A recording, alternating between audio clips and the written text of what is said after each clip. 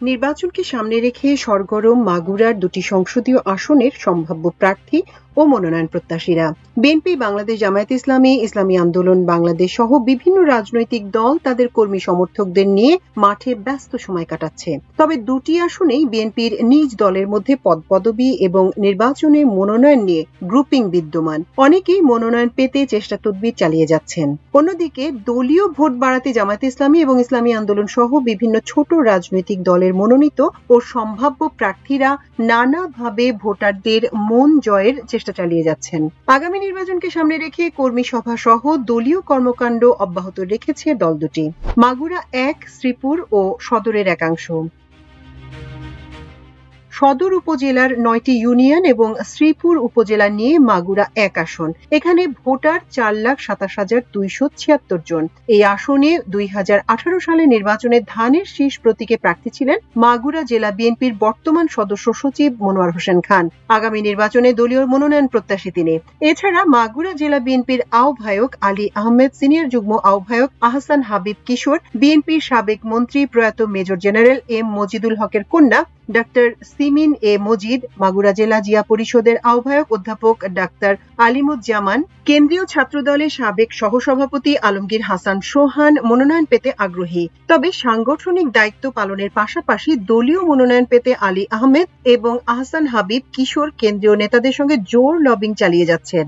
মনোয়ার হোসেন খান নির্বাচনী নানা শোডাউন অব্যাহত রাখলেও বাকিরা মাঝে মধ্যে সোশ্যাল মিডিয়া এবং দু একটি ব্যানার ফেস্টুন ঝুলানোর মধ্যে সীমিত রেখেছেন তাদের প্রচার। এই আসনে জামায়াত ইসলামের মনোনীত প্রার্থী জেলার সাবেক আমির ও কেন্দ্রীয় নেতা মাওলানা আব্দুল মতিন। এছাড়া ইসলামী আন্দোলন বাংলাদেশের প্রার্থী হিসেবে মাওলানা নাজিরুল ইসলাম, গণফোরামের কেন্দ্রীয় সাধারণ সম্পাদক ডাক্তার মিজানুর রহমান ইতোমধ্যে গণসংযোগ শুরু করেছেন। মাগুরা ২, শালিখা, মোহাম্মদপুর ও সদরের একাংশ। মাগুরা ২ আসনে ৪,১১,৫৫৯ জন ভোটার রয়েছে।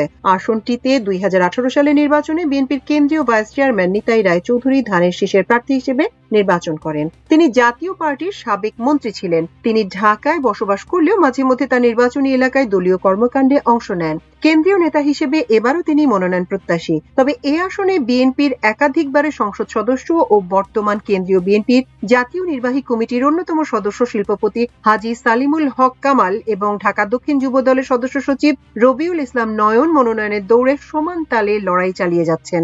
কাজী কামাল জিয়া অরফানেজ ট্রাস্ট মামলায় বিএনপি চেয়ারপারসন বেগম খালেদা জিয়ার সঙ্গে দীর্ঘ ৭ বছর কারাভোগ করেছেন। তিনি এমপি থাকাকালে মাগুরা ২ আসনের রাস্তাঘাট, স্কুল, কলেজ ও মাদ্রাসার উন্নয়ন এবং কর্মসংস্থানে ভূমিকা রেখেছেন।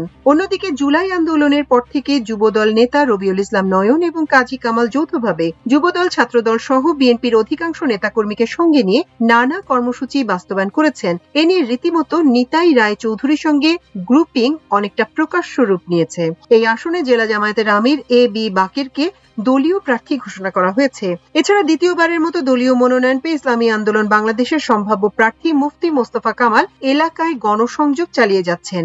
জাতীয় নাগরিক পার্টি এনসিপি কোন কমিটি জেলায় গঠন না হওয়ায় পদযাত্রা ছাড়া তাদের কোনো কর্মকাণ্ড নেই। তবে ডাকসুর সাবেক ভিপি নুরুল হক নূরের গণ অধিকার পরিষদের কমিটি থাকলেও তেমন কোনো কর্মসূচি নেই।